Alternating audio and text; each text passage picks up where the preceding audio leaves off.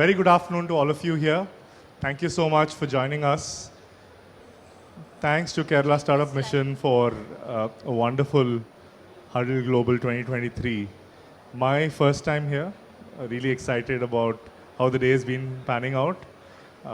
Been experiencing different sessions across, really enjoying how it's been planned out. So very excited to be moderating three amazing panelists here. While we talk about, as ecosystem enablers, what we love doing, there's one aspect of that that we would be diving a little deeper into today. We are looking at what does it take to be ready and expand globally as a startup. And that's one area that as ecosystem enablers, we've been constantly looking at how do we help our startups expand to a global market? Where do we start? What does readiness mean? When is the right time? Which country do we go in? A lot of questions that all of you have been having, right? So we're going to try answering some of these questions here today. I know we have limited time as well, so we would definitely break for questions from the audience if time permits in the end. Do keep your questions handy, and we will see if we can take them. I would love to start with a quick round of introductions. Of course, our moderator was kind enough to, give a quick introduction here. It's a great opportunity to dive a little deeper into their journey so that you understand the perspective or the lens that each of us are going to be sharing from. I work with a fund called Blume Ventures. It's an early stage fund. It's a $600 million fund. We've been investing in startups. Sector agnostic. I drive the platform function, so work closely with all our portfolio companies on their growth. At this point, it's very important for us to understand that there are four people with four very different perspectives or lens to a particular problem that we have picked up, which is global expansion. And that's what's going to make it very interesting here today.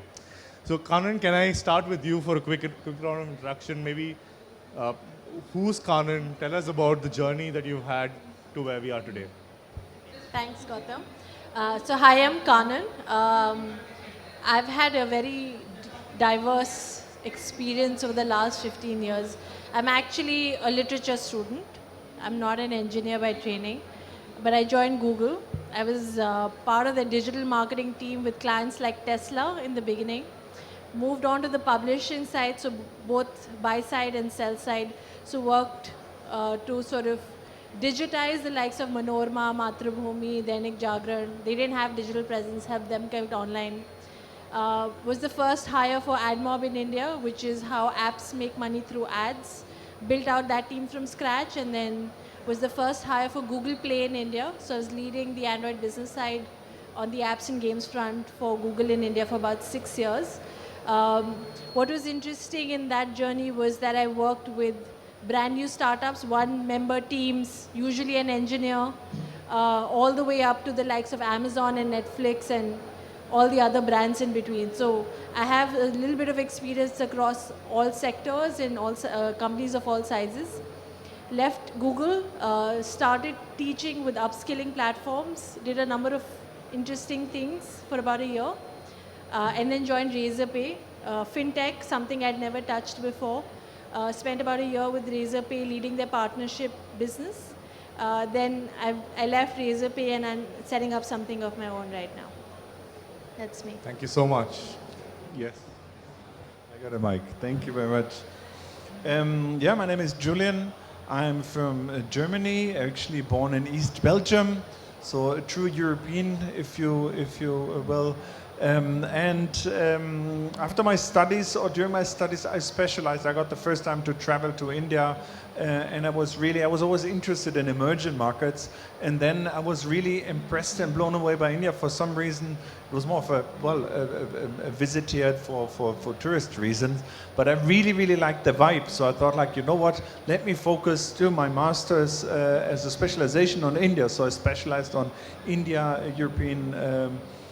EU relations, and that brought me back to India. So roughly a good 10 years ago, I came to India then and started working here. So I worked in consulting. I worked in Pune for 2.5 years. Then I worked in Delhi for 2.5 years.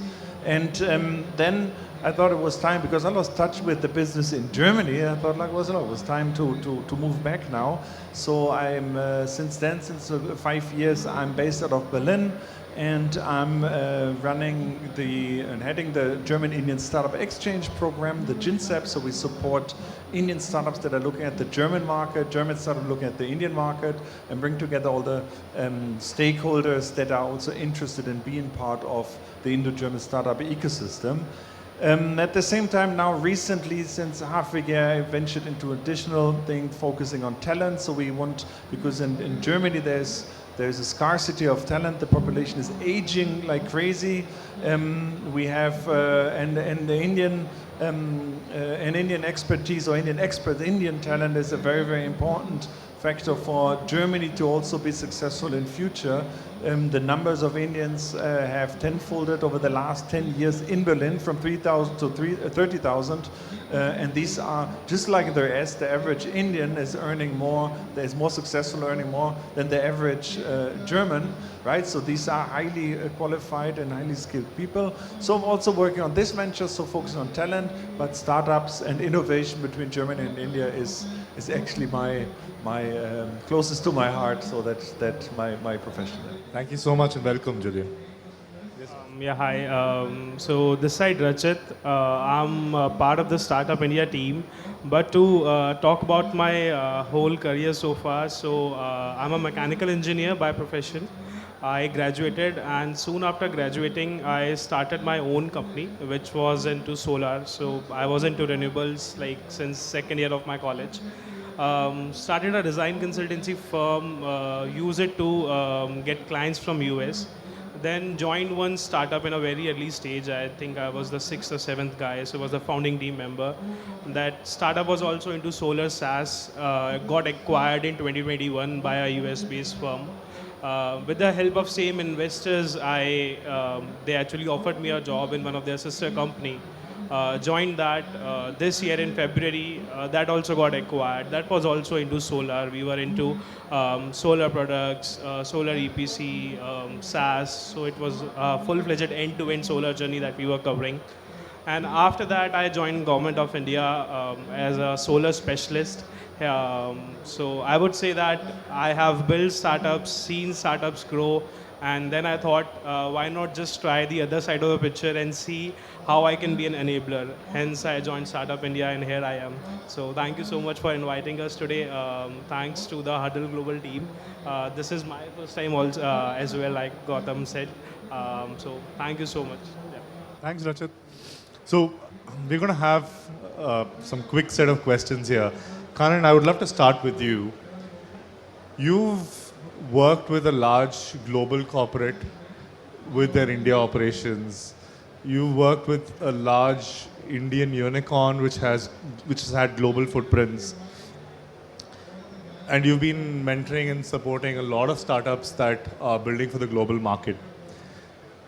Have you seen the global perception of the Indian startup ecosystem evolve over the last decade?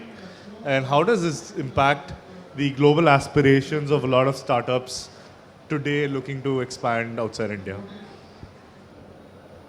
So I think things have evolved in general, right? When I started out at Google, we didn't have so many tech startups building out of India. And I don't think we had any Indian startup which had put India on the map from a tech standpoint. The first unicorn was InMobi. And honestly, that blew me away because I had just joined AdMob as the first hire in India. And I realized an Indian company was giving Google neck-to-neck competition. So for me, I was very inspired and blown away by a company like InMobi back in the day. This is 2011. We're in 23 now. So from one unicorn, we're now at about 150 unicorns and growing. So I think tech companies in India have finally put India on the global map. And what that's done is it's inspired a lot more Indian companies to aspire to be that, right? think of Freshworks, right? It's a huge global company. Oyo, they've got a lot of international hotel chains now. A lot of companies are doing a lot of things. Some get it right, some get it wrong, but there is, I think, that confidence which wasn't there before. And similarly, a lot of international companies which weren't present in India at all, they realize the potential. They realize that there are a lot of users.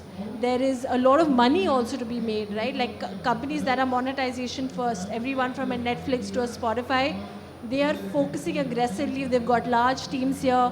They have large marketing budgets. So I think on both fronts, there's a lot more investment and there is a lot more movement. And I'm sure all of you see that as well. So a lot is going on definitely in that space. No, I can totally relate to it because as a fund, we've also been investing heavily on SaaS startups. And more than ever, we've seen a lot of startups from day one wanting to build for the global market, for the European market, for the US market. And you know, it also comes down to how ready are we as funds on getting them ready, right? Because you know, everyone comes with a limited runway in their early stage, and entering a new market comes at a cost. And that's why, Julian, I wanted to bring you in here. In your history of working with a lot of Indian companies looking to expand to Europe, what have been some of the top mistakes that entrepreneurs try doing when they have the global aspirations? That's the first part. If you can end it with, what do you think are the top 3 reasons why an Indian entrepreneur should also look at EU or Germany for that matter? Yeah, very complex question. Actually, so one difference to connect to what Kanan said is that because she mentioned the US as well, one major difference is that there have been Indian founders, Indian entrepreneurs in the US for decades, right? So part of the success story of the American startup ecosystem are the Indian founders, right? If you look at unicorns, to just be the most obvious level, right? But they're symbolically standing for, let's say, the entire entrepreneurs, right? So, and in Germany, you have roughly 30 unicorns right now, out of which 2 have Indian roots. Well, at least 2, right? So, but Germany, in that sense, is a few years behind the US. So in the US, it's very clear they know that Indians, the expertise and the quality of Indian startups and entrepreneurs. So it's a matter of reputation as well, right? So of the image. And in Germany, it's not there yet. Germany itself is not there yet. Germany has had lots of migration since Germany existed, but lots of intra-European migration. And particularly the influx now of skilled labor is new. So that means, I mentioned that numbers of Indians in Berlin tenfolded. So it's new to the Germans that really expertise and experts from talent from India is coming in. And slowly that is really changing, because now when I started with GINSEP over the last 5 years, there was hardly any Indian founder there. And now you have many Indians. We're not talking about the hundreds, but there are quite a number of Indian startups that are looking at Germany. And that also across all the sectors. So it's also difficult to pinpoint and say like, well, this is the particular strength. But that general development is there. And it's really contributing to an image change that is happening in Germany, that they're also recognizing or understanding the Indian expertise, right? Because more and more people, not only startups, but more and more people have colleagues that are techies, that are the experts in their field, right? So that slowly it's understanding. So it will take a year, but it takes some more time. But generally, from the perception point of view, it's on a really great track for India. So that's making my work easier in that way. Still, this is something that is underestimated from the Indian side. Is the challenge is to really understand the market. Usually people say like, oh, I know someone there, that person really likes it, let me also go there. Well, that doesn't make it the best destination for you. to really set up not only in Germany in general, but in that particular region.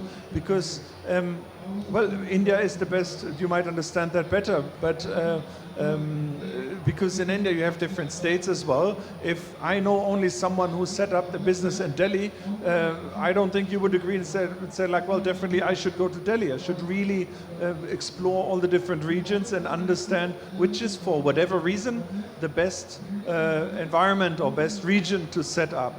Because there are maybe great, let's say, starting from government programs and incentives to corporates that I can do a pilot with, or some incubator program that is fantastic, or whatever, the cheapest for me, or next to a producer or some production manufacturing unit that I can use. So it has various reasons, but many founders don't do this, let's say, neutral research, but they rather stick to some local or some reference they have from someone they know and think like, okay, let me just follow in the footsteps. And I think that can, well, it can be, it's, of course you should use that network, but it also can backfire if you try to follow in the same footsteps. So this is one. The other one is, I think, to cut it a little bit short right now, certain things, so understanding the market and which region is the most, is very important. The other one is, of course, about the regulations and the rules that are out there, to really understand what, like to do some expectation management also, what can I expect, how difficult will it be for me from a legal setup, from an infrastructural setup, and the other thing is to be operationally really running there, and how much money do I need to do this? Because this, oh, maybe I can send a few thousand rupees there and then do the next step. This is not going to take you anywhere. You need a much longer and farther vision, because Germany in that way is much less fast-paced, so slower paced compared to India, where things are really fast right now. The third one is the culture barrier. This is really where I also see in terms of doing business, for business development, for building networks and cooperation, and of course something like negotiations. And really, you know, that is you need local expertise after all. That applies to Indian founders going out, but of course also for anyone who is doing business in India. Same story. Thank you so much. I think very neatly put. There's one point that stood out. You know, rely on your community for a lot of inputs and support, but you know, you take the decision at the end of the day, right? That always matters. You know, I was just summarizing and putting it a little blunt. He was a little sweet when he said that it's very important to take support of the community and what comes your way, but end of the day, the decision making is yours. Rachit, a very quick question for you. In fact, you know, before the start of the session, I was chatting with you on this, on how, you know, I was telling someone, Startup India, ever since it's been active in the last 7 years, I've in a way called it the chief marketing officer for the startup ecosystem in India, right? The kind of visibility Startup India has brought, not just within the Indian ecosystem in tier 2, tier 3, but also globally, has been phenomenal, right? I know there are a lot of structured interventions in terms of international bridges.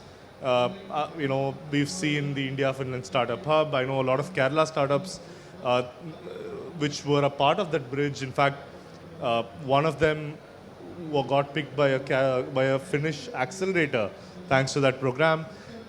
Can you throw some light on the kind of interventions that Startup India brings, especially for aspiring startups looking to go global?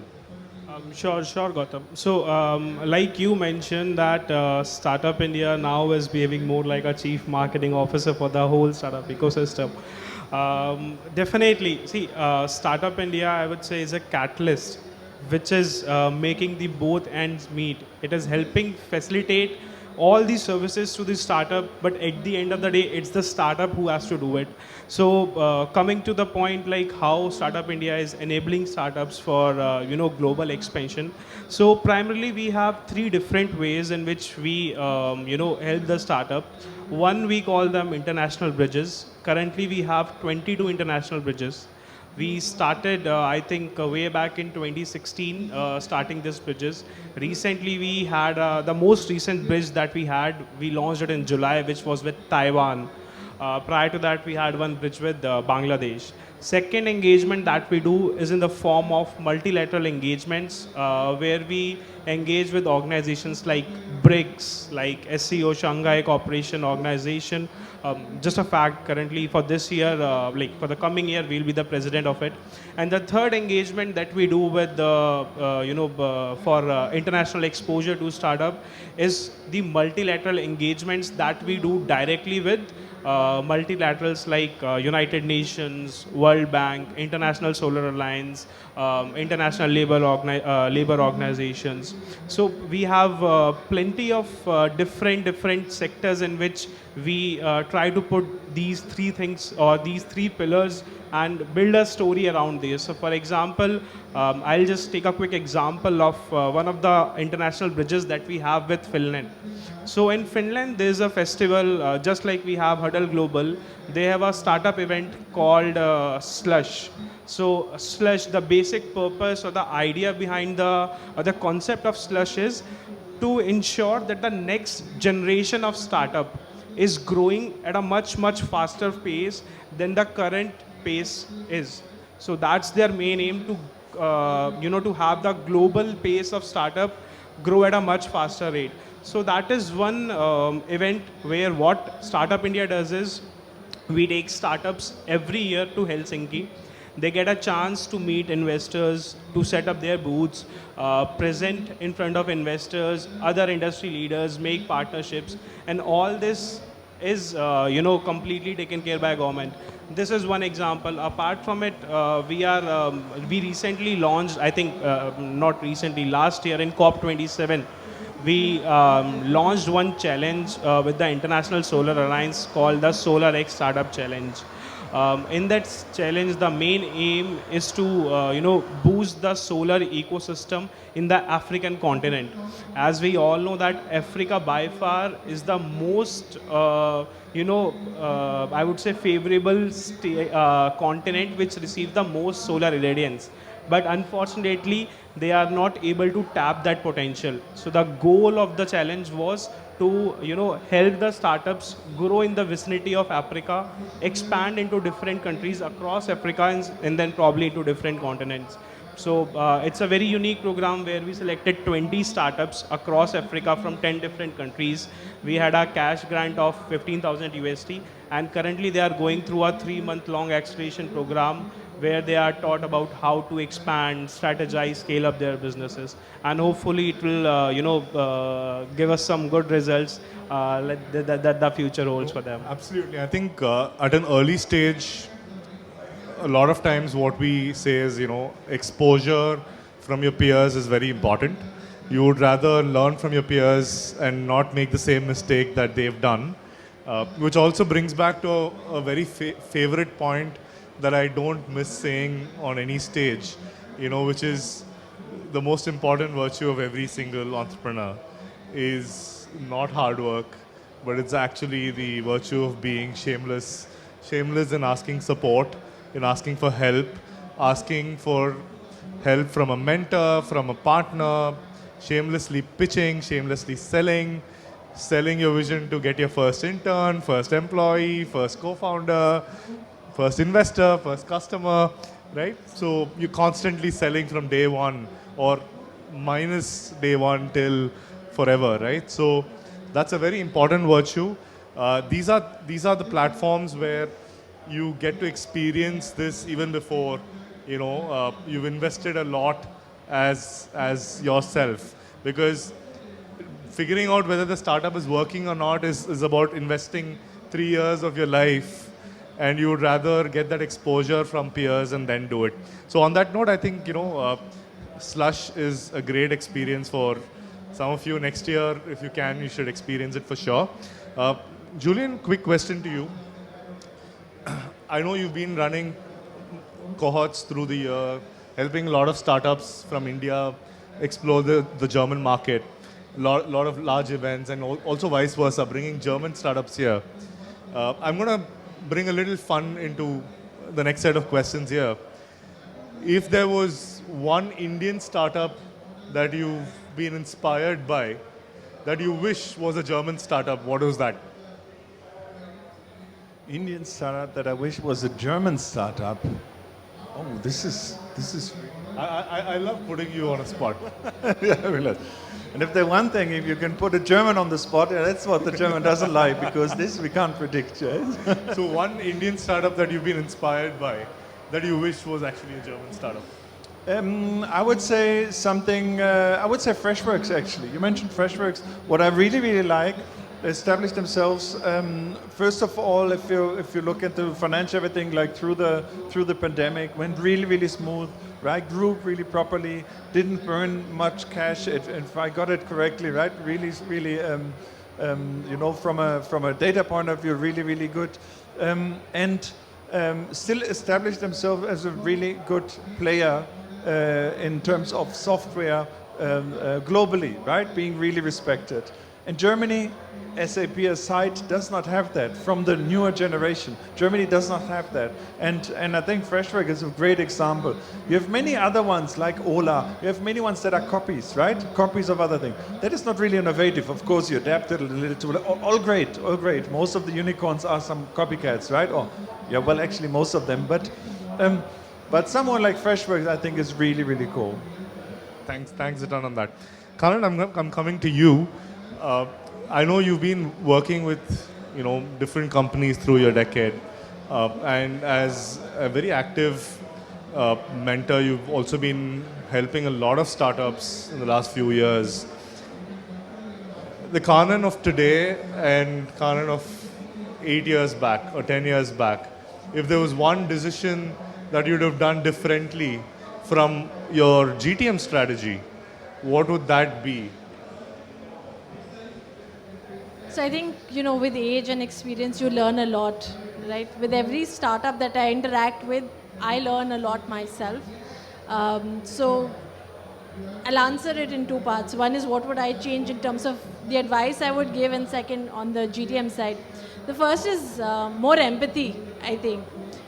When you're a younger person in your early 20s giving advice to a startup, to an entrepreneur who's building from scratch, I think I didn't really understand what goes into it. And I think I do now, right? So it's easy to give advice in theory, and it's very important for the entrepreneur to take it in. To Gautham and Julian's point, it's for you to take the decision. So you'll meet a lot of people, and a lot of people will give a lot of advice. A lot of it will be generic.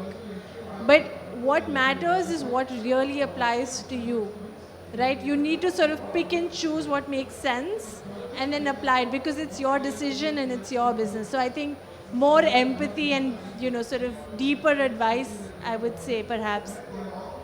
In terms of GTM, I think one of the things I talked about earlier today as well is technology, right?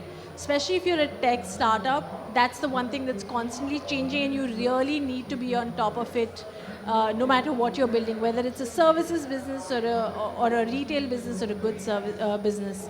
So technology is something you really need to be on top of. What is the right value that you're building for? Like, what is the value you're delivering to the user? Why should they use your product, and why should they keep coming back to it? So a lot of people end up getting stuck on GTM from a perspective of how do we sell? How do we just acquire? And they end up spending a lot of money on it.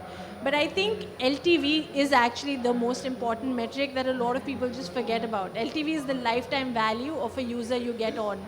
And honestly, it's totally okay to have some churn. It's okay if you're losing 100 or 1,000 or even 1,00,000 users, as long as the users that really matter stick on.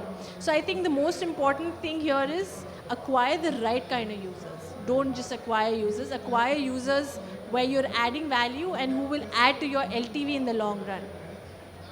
Thanks a ton. I think that was a gem of an advice. One thing you need to take from that is, take everything with a pinch of salt. And there's something that we started with Julian saying it. Be shameless in asking for support, but once you get the inputs, you have to add your layer of filter to see what really applies to you and what not. right? So don't blindly take advice. I think both of them alluded to the same thing at the end of the day. So thank you so much on that. Uh, Before going to a slightly serious question for him, Berlin or Bangalore? Oh, Bangalore. Wow. For sure. I'm not surprised. I'm based out of Berlin, but still, despite that. No, it's always good to bring a little light moment. Uh, One question for you.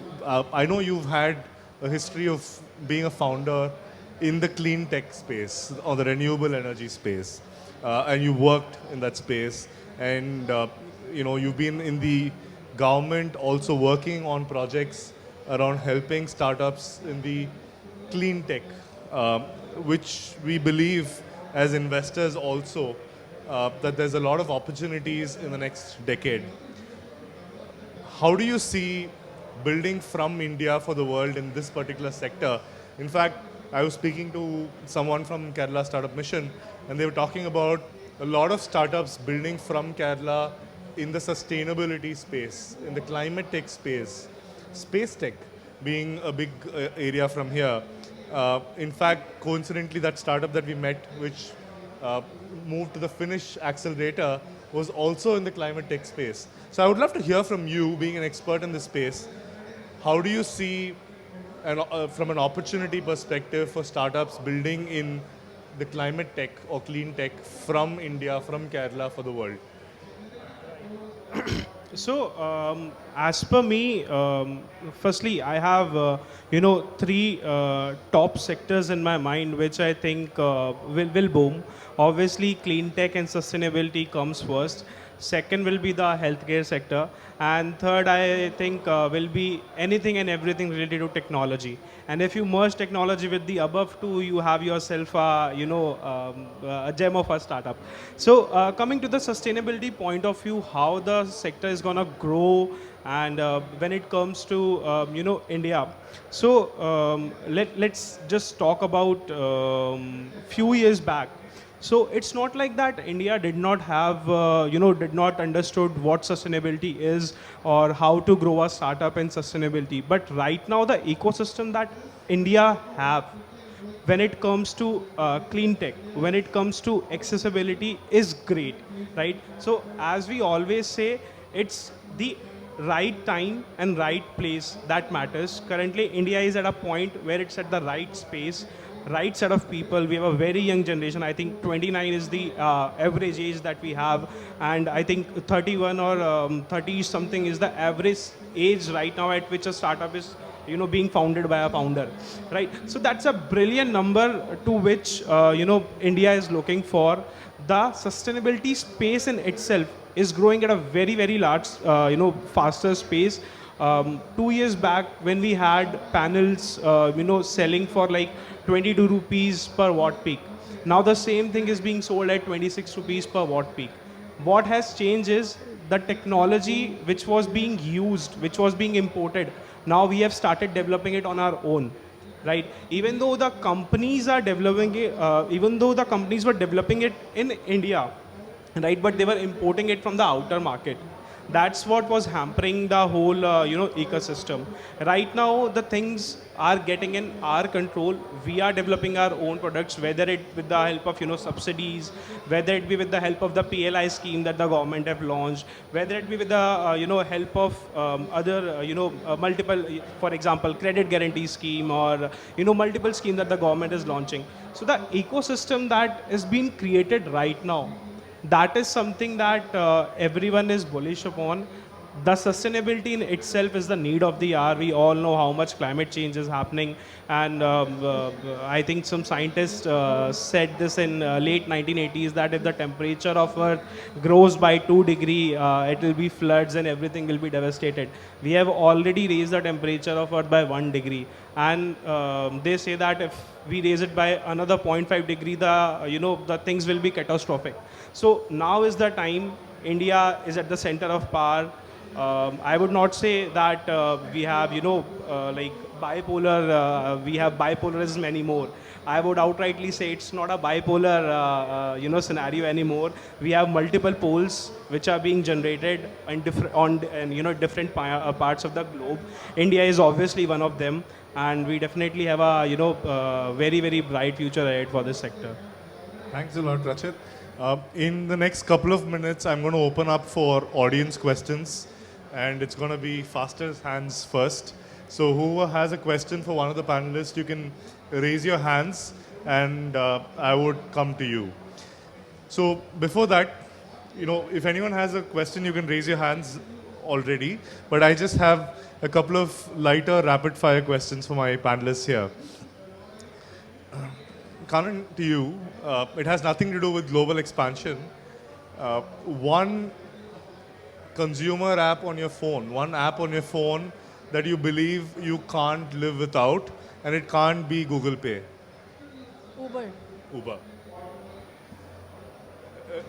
He's definitely not saying Ola for sure. He's already said it once.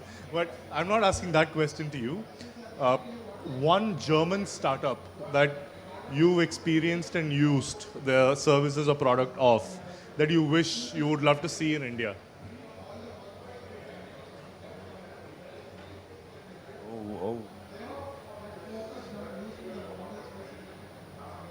One German startup that you feel you haven't seen that in India, you loved using them in Berlin. Something very research-based, BioNTech. And what do they do?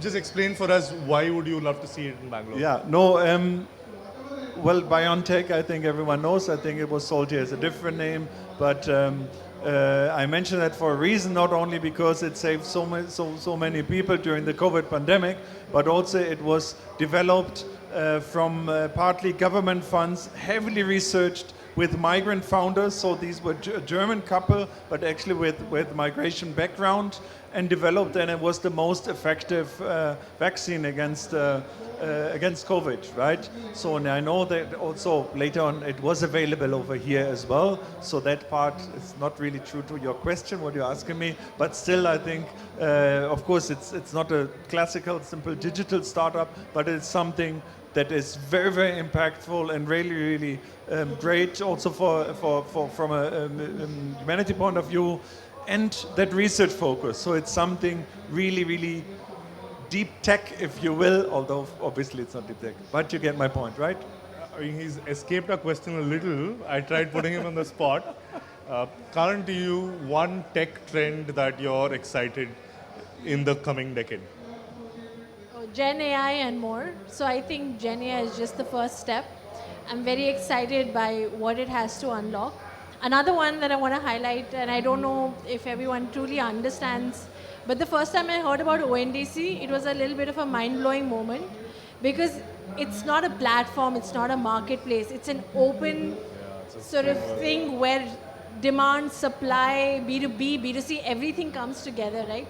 I think the potential of ONDC is amazing, and I'm sure the team will unleash it. And the fact that it's coming from India, I think that was a mind-blown moment for me. No, absolutely. I think we still yet to see the real power and the use cases of ONDC, right? I think it's something really massive, like how UPI has taken over our lives. We would have never imagined that I can 6 years change back. the face of retail and service and commerce, everything all at once.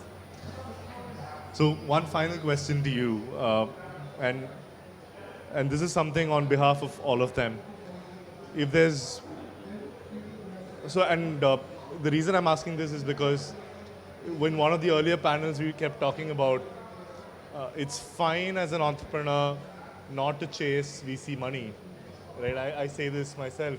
It's totally fine because not all of us are venture fundable, and that's where I wanted to bring it here, because there have been some very, very interesting programs that Startup India runs, including the Startup India Seed Fund Scheme, which has made a lot of startups get their first grants and first debt funding as well. What is one thing that all of them should know or get to know or read about and expect from Startup India or the government? And what is one thing that they should not?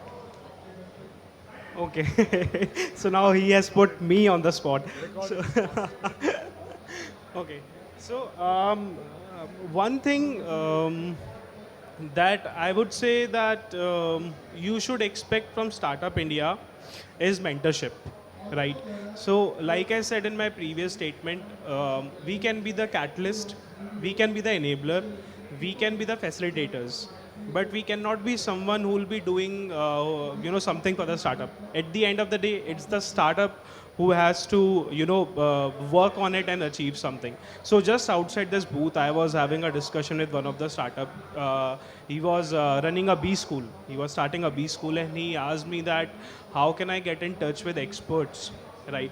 So my first reflex was to just go on our website. There's a section called marquee events, where we have a portal called Mark, right?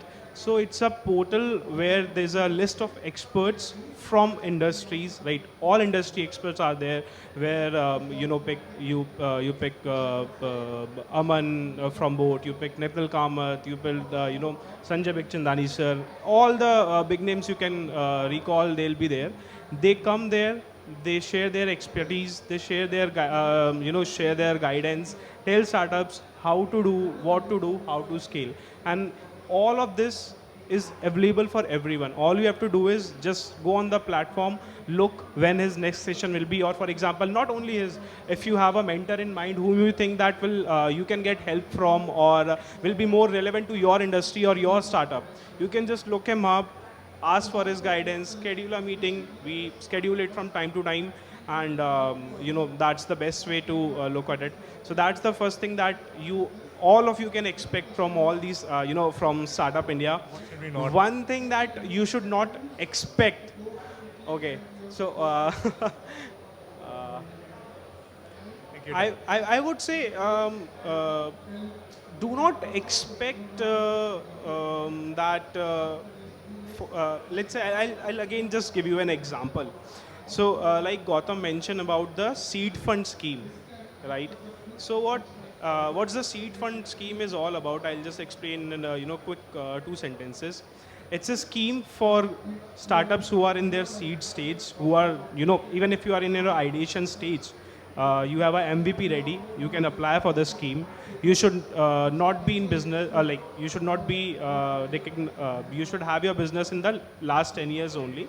And you should not have a revenue of more than 100 CR in the past 10 years. These are the 3 requirements. Obviously, the 4th one is you should be a partnership from an LPP. Those goes obvious, right? So a lot of startups apply for that scheme, right? But there's a whole criteria which needs to be met. And one thing that you should not expect is you should understand that it's a long process, right? It's not like you have applied for it today and the next day you will get it, right? If you are credible, if you successfully qualify for it, you will get it. But you should always have patience.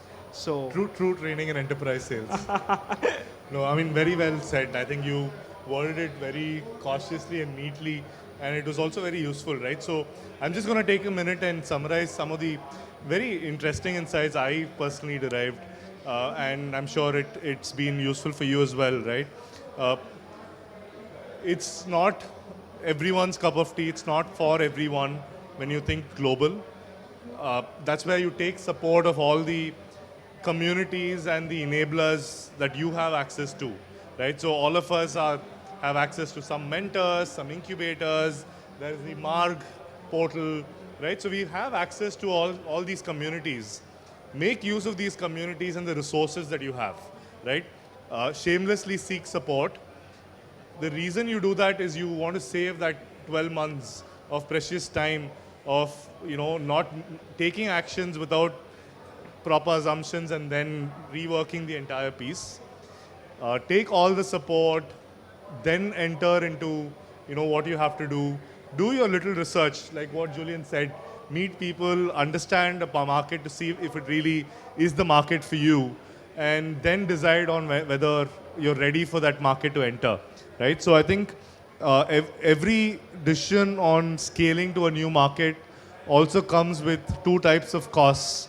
One is the money that you're going to be spending on scaling and selling there. The second is, as a founder, your mind space and time, which is more important in expanding there. A very important piece in all of this is including what we've said.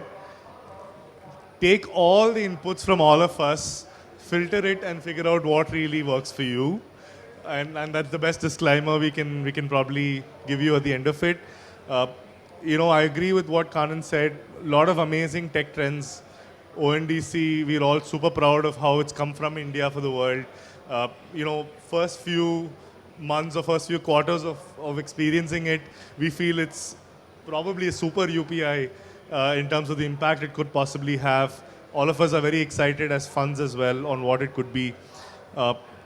One piece, of course, she was talking about the Gen AI. My 2 cents is do not ignore.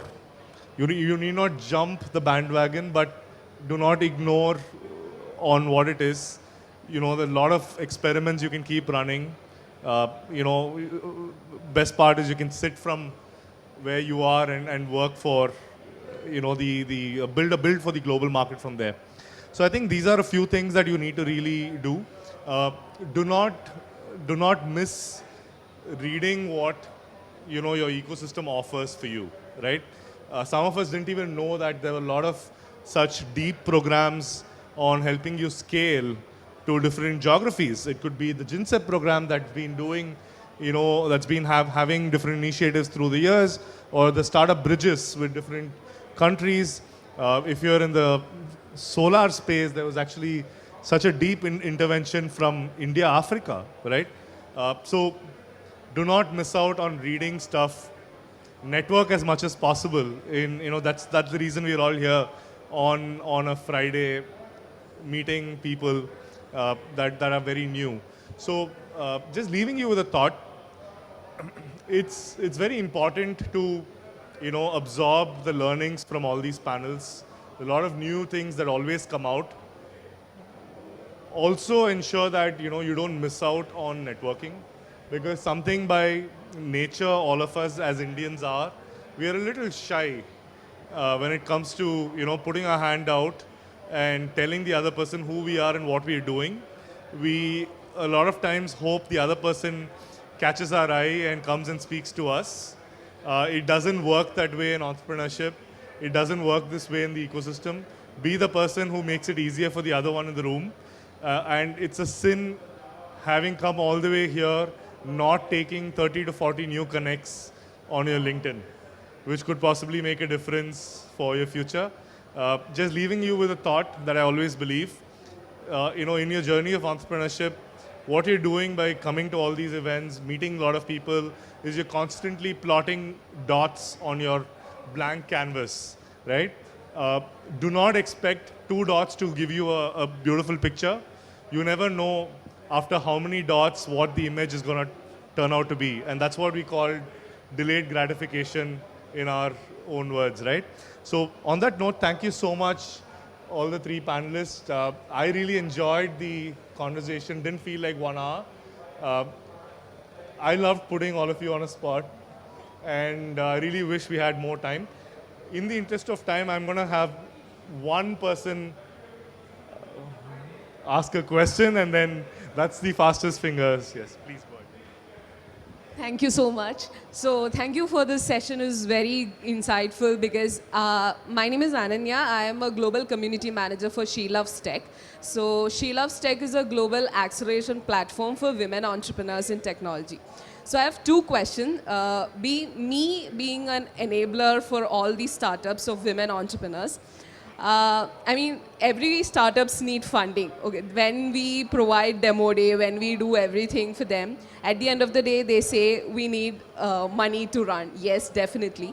But apart from that, what else? Me being a very early enabler, or I just started enabling startups 1 year back. So what else can I do to enable startups? Like mentorship you mentioned. What other things startups expect? This is on the India perspective as well as the global perspective I wanted to know, because She Loves Tech is a global acceleration platform. It's a non-profit organization. And secondly, what we didn't speak about is what is each of your context or perspective about how you are all enabling women entrepreneurs. What all each one of you doing something for women entrepreneurs. I hope my question was clear. I can start. So I don't want to give a long answer. So the first bit on how can you help startups. I think a lot of things are very often talked about, but one thing that is critical, but probably not talked about enough, is talent. The core of a successful team is having the right kind of people come together. So if somebody's really, really strong on the tech side, they do need someone on the business side as well. They need someone on the product side, and somebody can double up on design and everything else. But it's important for the right kind of people to be equally passionate to come together, and for them in turn to hire the right kind of talent. So I think connecting and making the right connects, be it at a mentor level, be it at an advisor level, but most importantly at a founder and core team level is very, very important. So I think that is the one thing I would say. From a women in tech perspective, I think I'm at an advantage being a woman. I've always, felt very strongly about it. I offer a lot of time to any woman who reaches out to me in LinkedIn. I don't think I've ever said no. I'm always there to advise them. Just last week, I was at Target giving a talk on women in entrepreneurship and women in product. So I think I would like more opportunities to do more for women in tech or women in entrepreneurship. So if you have ideas, happy to chat. Very important and interesting question. For female entrepreneurs, I think certain things that are required, role models, and this is not about me saying, listen, like, well, her job. No, this is like really, you need role models, and nothing is changing overnight. So you need more and more other founders. You need particular programs that are there, like what you're running yourself, really good. We also from GINSEP side, and one challenge I'm facing is I wanted to do a soft learning program, one batch only for female founders. And I'm thinking like, well, if I call it female founders, then we're taking them along and try to get people to join us and meet them because they are female founders. Well, that's not the purpose at all, right? It should be the absolute common thing that every cohort, whatever you do, is mixed, right? It's mixed. Every panel that you're doing is mixed. Right, so I have this small thing myself that I'm not going to join panels where there's not at least a single female founder. These are not like big changes, but well, once people point out that like, hey, what is this? That's a panel. That's not a single lady here, and there are far too many of these panels. Just talking about events like this, right? Out there, when we start pointing out these things, like slowly we can change something. Of course, this is not going to change the world, but but then again, role models, right? So more and more speak up, more and more found, particularly already in school. It starts very early. It starts, of course, also on the family level, right? So these things, I think, are really, really crucial. We have the same thing, the same challenge in Germany. And you think like, well, Germany might be super progressive. When it comes to that, not at all. Not at all. I think India and Germany is on a similar level, but you would expect Germany to be progressive. So that is the thing. On the contrary, I find really, really many Indian kick-ass women here, founders and other other entrepreneurs or ladies that are driving their stuff. So this is really, really impressive. So I think Julian and Kanan have pretty much covered everything, but just one small word I would like to say is self-belief, right? So whenever you are going out there, starting your own venture, always have self-belief. Being a founder myself, I've had female friends who have founded their own business. I know it's hard out there. I know it's difficult, but at the end of the day, you have to have self-belief in yourself that yes, it is tougher, right? Comparatively, although it should not be, right? But practically, it is somewhat tougher. But you have to have self-belief. If you do, and everything's going just fine, you have done everything right, I'm sure you'll fit just right there. Coming to what Startup India per se is doing for women's, I think we have plenty of programs. Off the top of my head, one program that we have is Women for Startups, where what we do is we go into every single state. So far we have covered 21 states, if I'm not wrong. We conduct women workshops where we invite only women founders, somewhat similar to what Julian was saying. We invite only women founders. We provide them with pitching opportunities. We provide them with mentor sessions. We invite few investors. Some of the investors I met actually today here, they were one of the panelists in one of the sessions that we organized in Odisha. And as a result, what I've seen is in the past 3 years, some of the states have changed their policy. They have included more women-centric policies. For that matter, Kerala also have improved and done so much on the women part of things. One such state is Orissa, where you will not believe, but out of 100, 55 startups are being founded by women. So that's just a brilliant number. So you can just think more about it. So that's something that we are doing there. We have other plenty of programs that we are doing for women, but this is just something that one should look for.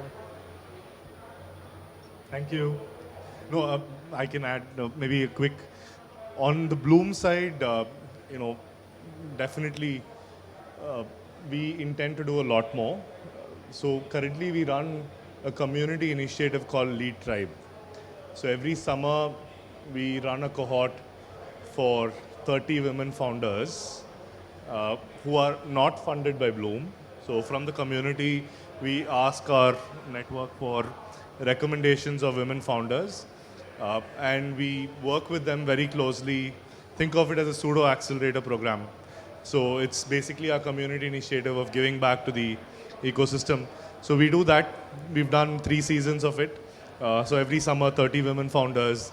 So we still continue to stay in touch with them. I think we've got some very amazing women founders in India, just that they've not got the visibility that they deserve. And I think that's where, thanks to your effort and communities like yours, we need to definitely spotlight them a lot more. I think on the Headstart front, of course, it's a non-profit. The other role that I have, incidentally, tomorrow there is a large women-focused event in Bangalore that I just saw. 50 women founders, 20 women investors coming together, no agenda, networking. So I think a lot of things that I believe is, apart from mentoring, investing, self-belief, something that I believe is also about valuing the founder's time, and that is going to be best valued if, as enablers, we give our best in curation. Whatever we do, if we can curate it best, it need not be big, even if it's a small thing, if we curate it and do the right thing, get the right 3 people in the room, get the right 5 people in the room, I think that enabling collisions will ensure magic happens. So I firmly believe in events. I firmly believe in curating 20 relevant people, locking them in a room. 2 hours later, if these are hustlers, entrepreneurs are hustlers, magic is bound to happen from there. So for me, it's about a lot more time as enablers in curation, which leads to the result of valuing founders' time. But on that note, I think we've exceeded time. I've got some stares from there. Thank you so much to all of you. I really enjoyed, the last 1 hour and the question. I thought I put them on spot, and then we had the fastest hand up putting us on a spot here. But thank you so much. That's also a typical hustler who, ensured that she was able to get the right answers from people on a topic that matters. So thank you so much. All the best to all of you in what you do. The panelists are all here for some more time. You can network with them.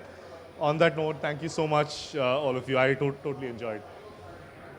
Gautham, thank you so much for that. And as you said, we enjoyed, especially the last question and the answer and how it went. It was really interesting. So from Kerala Startup Mission, we have a small token of love. And I would love to hand over to each of you, starting you from Gautham. You can